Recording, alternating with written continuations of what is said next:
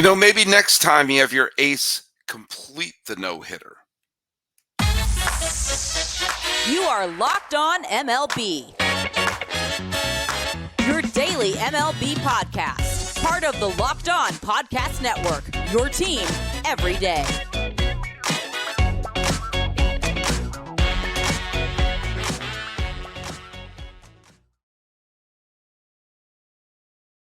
Hello, baseball fans, and welcome to Locked On MLB, part of the Locked On Podcast Network, where it's your team every day.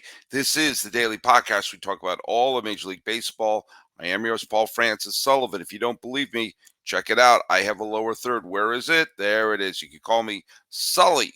I am an Emmy-nominated television producer who has been a baseball podcaster for well over a decade now, and this is my fifth full season here at the Locked On Podcast Network. Follow us at Locked On MLB Pods on Twitter and on Instagram. I'm your pal Sully. I'm on Sully Baseball on Twitter, or whatever it's called now, Sully Baseball Podcast on Instagram. And be sure to subscribe to us on the YouTubes as we're trying to get to 1 billion followers. We're still several 100 million followers short. Hey, before we get into, by the way, this is another, for my listeners here, this is yet another weekend edition. That's right. As I'm learning more and more, despite all of the data that is thrown in every podcaster's face saying nobody listens to podcasts on the weekend, I always say no one asked me on that survey, and I always listen to podcasts on the weekend.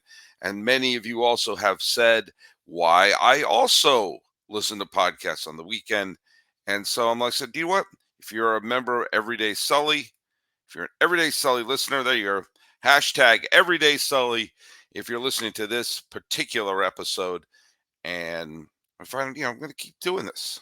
There you go. Keep churning out episodes. I did, by the way, this is what I had one. This is my 6th episode for this week. So I didn't drop one yesterday, but I'm dropping now to cover some of the stuff that happened on Friday.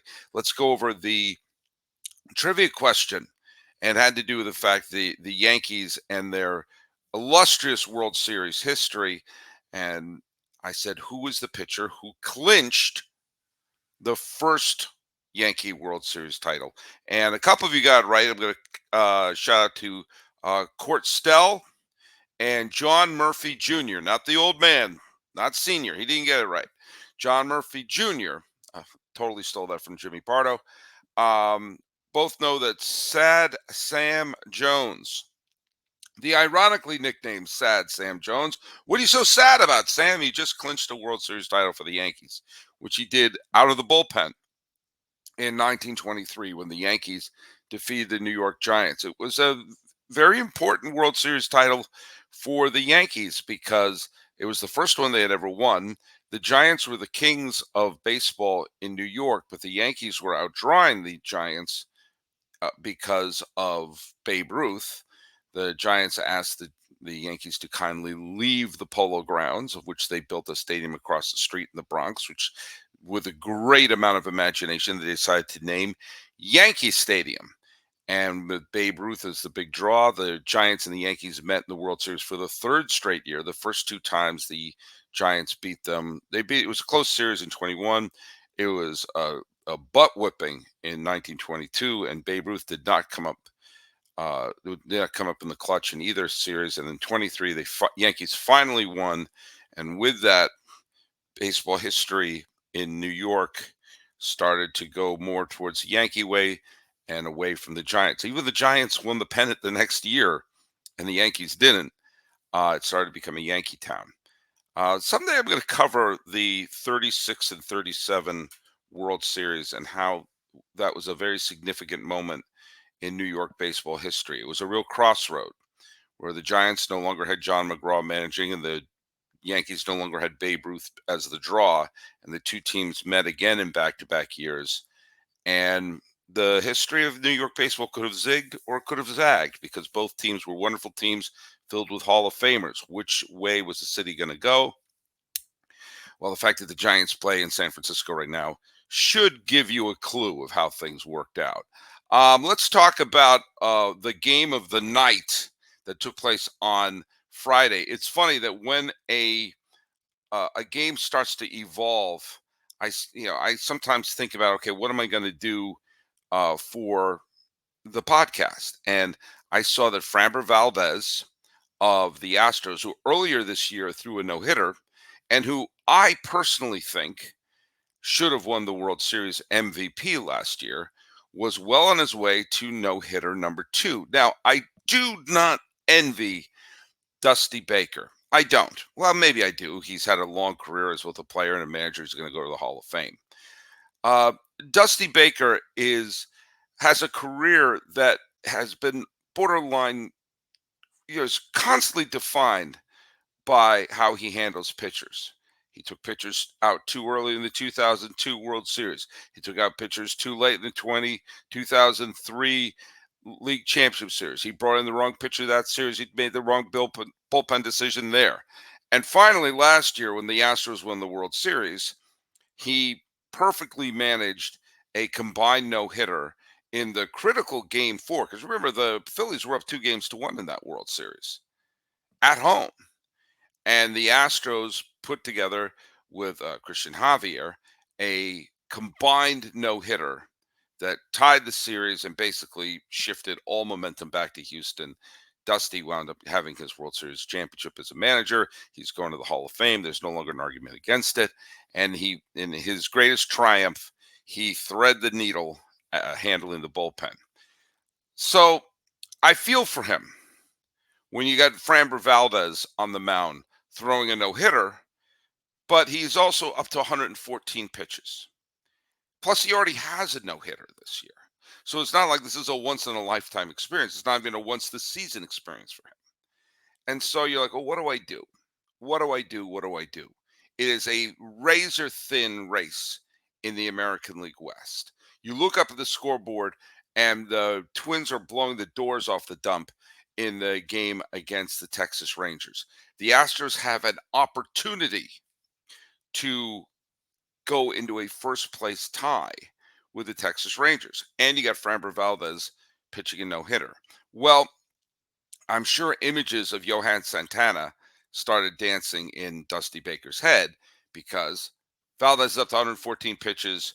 It's more important to have Valdez healthy for the stretch run in October, a true ace, than it is to have him complete his second no-hitter this season. So he pulls the plug. In comes Brian Abreu as they try to go for the combined no-hitter. And Brian Abreu spoils the party. Brian Abreu is a fine reliever, but he came in and he got first batter.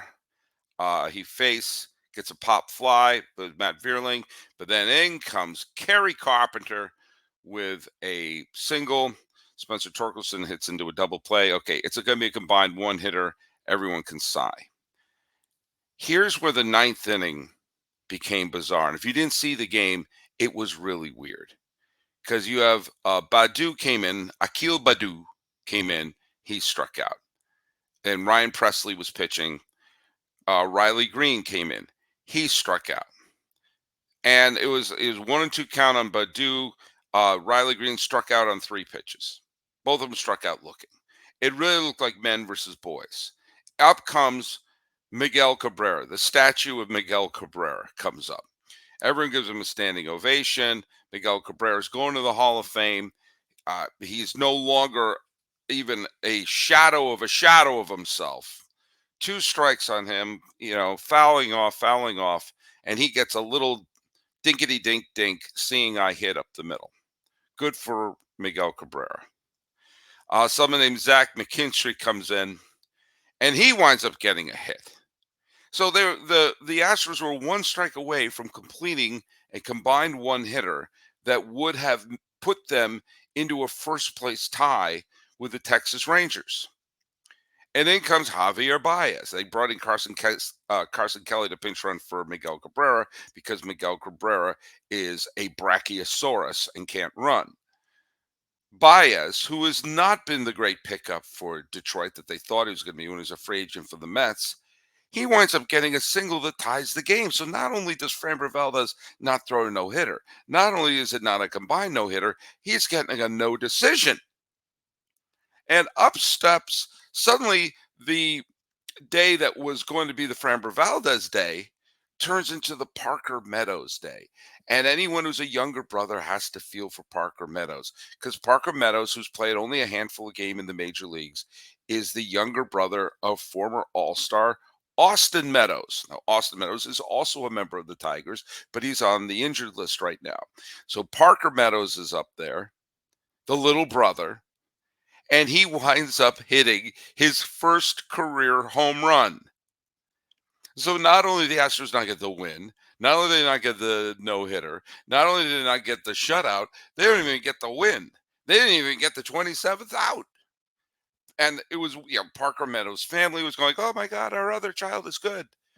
And the Tigers wind up celebrating, all stemming from the seeing eye hit from Miguel Cabrera. And you can't fault Dusty. You got 114 pitches with your starter. Your closer's got 2 strikes on a man who's practically a wax statue right now. And suddenly everything goes wrong. But this is going to be one of those games that if the Astros miss winning the division by a single game, everyone will focus on the games that took place towards the end of the year. They'll be fresh in everyone's mind. But remember back to this day when the Tigers were dead from the neck up and they found their way back in. If the Astros lose the division by a single game, remember how they blew this game. And there's something to be said for that, because another team in the American League West has suddenly made not only the division interesting, but the outlook for the entire league and the potential pennant winner has all come to a bizarre head on Friday night. By the way, we've been talking a lot about roster construction and putting things together, and which brings us right over to eBay Motors for a championship team. It's all about making sure every player is a perfect fit. It's the same when it comes to your vehicle. Every part needs to fit just right. So the next time you need parts and accessories, head on over to eBay Motors. With eBay Guaranteed Fit, you can be sure that every part you need fits right the first time around. Just add your ride to My Garage and look for the green check to know that the part will fit, or your money back. Because just like in sports, confidence is the name of the game when you shop at eBay Motors. And with over 122 million parts to choose from, you'll be back in the game in no time. After all, it's easy to bring home a win when the right parts are guaranteed. Get the right parts, the right fit, and the right prices guaranteed at ebaymotors.com. Let's ride. eBay Guaranteed Fit, only available for U.S. customers, eligible items only. And as always, exclusions apply.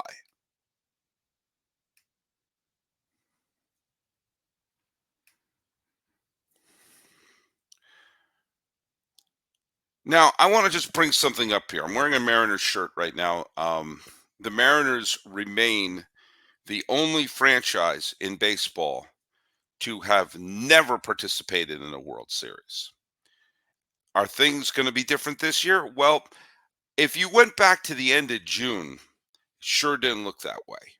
It sure didn't look like. On the end of June, the final day of June, Tampa Bay beat up the Seattle Mariners 15-4. 15-4. It wasn't even close. And at that point, Tampa Bay was was running away with the entire American League. They were 6.5 games ahead of both Baltimore and Texas for the best record in the American League.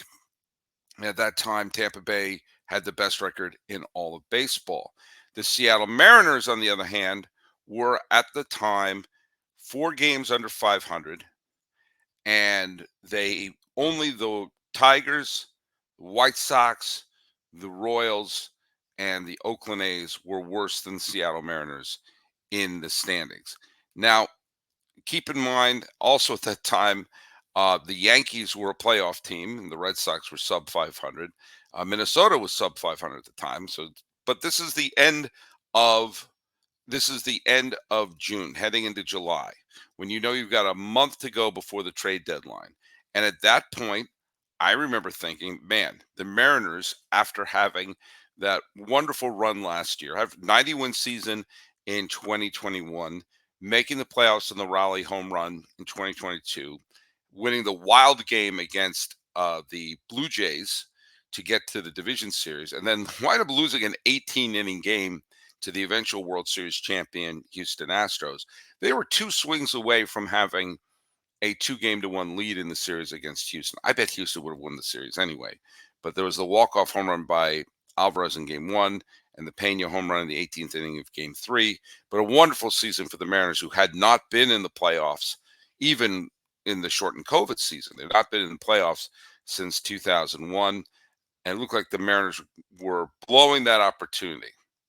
Third of the way through the season, end of June, heading towards the halfway mark of the season, they were 38-42. And honestly, people were whispering about whether or not they should be sellers. And I wondered if Scott Service, the manager, was probably ready to go. Well, do you know how the Mariners have done since then? They're 20 games over 500 since then. That's better than any team in the American League. The only team that's played at a better clip in all of baseball has been the LA Dodgers, who played 1 game better in that stretch. The Mariners have been unstoppable since then. And of course, they've been led by the wonderful Julio Rodriguez, who's had an absolutely mind-boggling stretch in the last month or so. But you know how I've been keeping track of, teams. I call it the summer score. I've been keeping track of which teams have been in a playoff position after Memorial Day, because I think it's ridiculous to look at the standings before Memorial Day. It's only a 2-month sample size. But I'm looking at this right now. The Mariners were a non-factor. They did not even get to the 3rd wild card spot until August 19th. They were not a playoff team anytime during June, anytime during July, and for more than half of August, the Mariners were on the outside looking in. They caught the Blue Jays on the 19th day of August to be the 3rd wild card team. And then the hits just keep on coming for Seattle.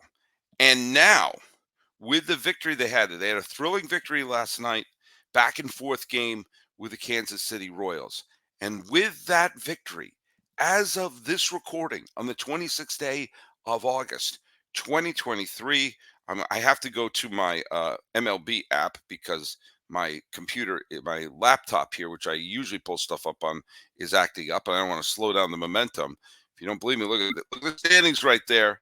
The Seattle Mariners and the Texas Rangers are tied. Top of the standings.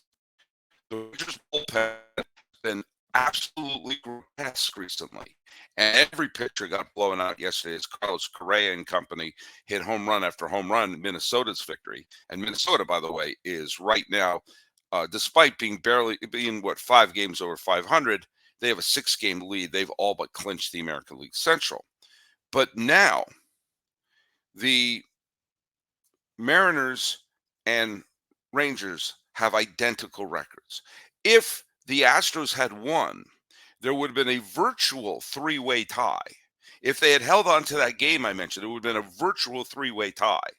But the Astros still would have been 1 game back in the loss column. They're now 2 games back in the loss column of Texas and Seattle. Texas bullpen is sputtering. They've been on a huge slump. And of course, Seattle, who has won 9 of their last 10 games and have been absolutely on a tear, have caught them. And so 72 and 50, both of them are 72 and 56. Now, I'm not the best at math. So I'm going to just tell you right now, the reason I'm looking down right now is I am doing a little bit of math. There's 34 games. 34 games. If the Mariners can play 1 game better than Texas over the next 34 games, they will be the American League West champion. We weren't saying that at the beginning of July. Hell, we weren't saying that on August 18th. On August 19th, when they got that the last playoff spot, it was like going, "Oh, good for you. Maybe you'll get back to the playoffs."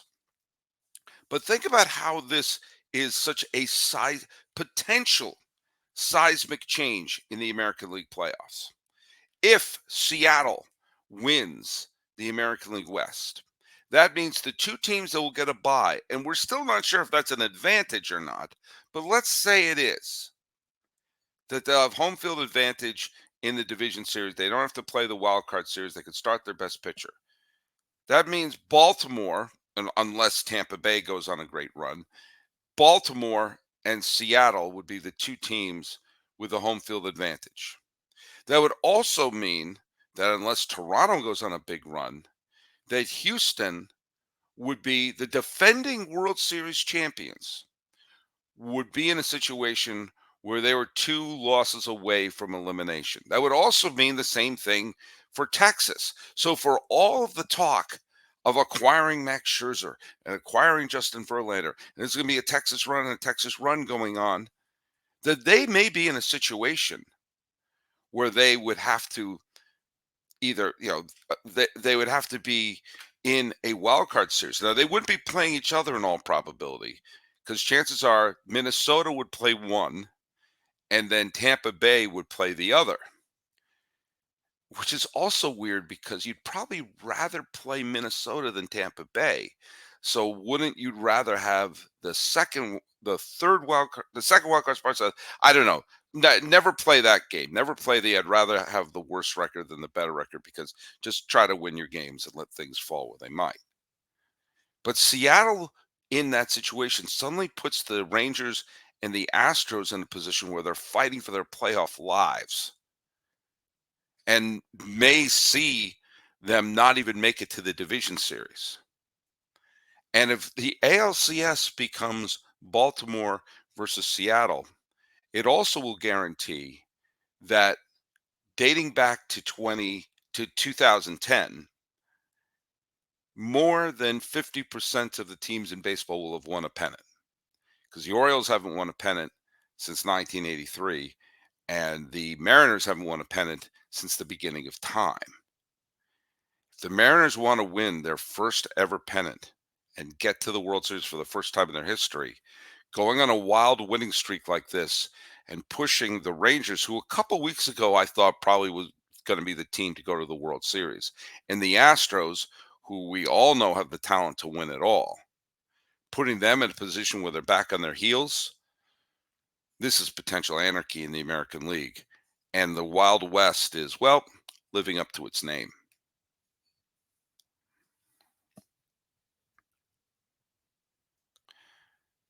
Promise not to talk much about the Yankees anymore, because they're a sub 500 team of a season is winding down. But we've trashed them enough on the team on this podcast that when things actually click for one day, it's worth noting. Garrett Cole was great. Yeah, say he let up a big home run at one point, but he tends to be a little home run prone. A little less so this year than in the past years.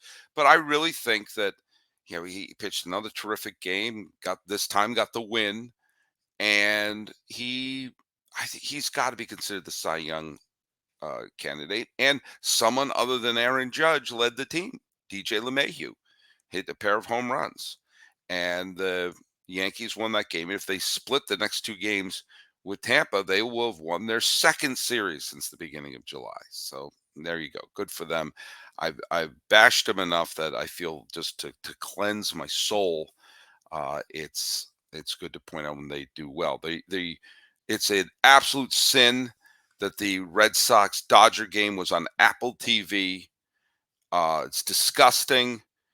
There's so many people in Boston would love to have seen the return of Mookie Betts. So many people in Los Angeles would have seen that matchup. And you have to subscribe to Apple Plus TV, whatever the hell it's called. Come on, baseball. Get a premium service where all the things are on one place. If you want to put them all over the map for the casual fan, fine. For the diehard fan who's already paying for an app, who's already paying for a subscription, don't hide your games. Don't hold them hostage. I guarantee you there's a couple people in a Boston nursing home where people were looking forward to the game as a highlight, and the poor person there flipping around on the remote trying to find the game couldn't find it because you're greedy. It's disgusting. It's morally wrong. You're ashamed. You should be ashamed of yourself. I should be the commissioner. Let's go. Let's throw out the next trivia question right now. Hell, we'll do um, another Yankee playoff one. I actually had another one set up, but this one I kind of found interesting because we mentioned the Yankees, the first Yankee championship, which is 1923. Sad Sam Jones clinched that. The Yankees have won 27 titles. 25 of those titles ended with a pitcher getting the final out, whether it was Sad Sam Jones in 1923 or Mariano Rivera in 98, 99, 2000, and 2009. Only 2 Yankee championships ended with something other than a pitcher getting the final out. I will tell you that one of the World Series ended on a wild pitch. So only one Yankee World Series championship was clinched with a walk-off hit. Only one time did someone get a walk-off hit to clinch a Yankee World Series title. What Yankee legend, whose number is retired in Monument Park, got the only walk-off hit to clinch a Yankee World Series championship? Not an ALCS, where we can bring up your Boones and your Chamblises for that. For the World Series, who's the only person to get a walk-off hit to clinch a Yankee World Series title? That is your trivia question for today. We're going to drop an episode on Sunday and an episode on Monday. We keep it going. If you listen on the weekend, let me know. Let me know. But we got a full slate of games, and I'm going to take my dog to the dog park before it gets too hot here in Los Angeles County. So go to Locked On MLB Pods on Twitter or on Instagram. I'm your pal Sully. I'm at Sully Baseball on Twitter, Sully Baseball Podcast on Instagram. And be sure to subscribe here on the YouTubes. And yeah, that's all we got for today. This has been Locked On MLB for the 26th day of August, 2023. I am your host, Paul Francis Sullivan. Please call me Sully.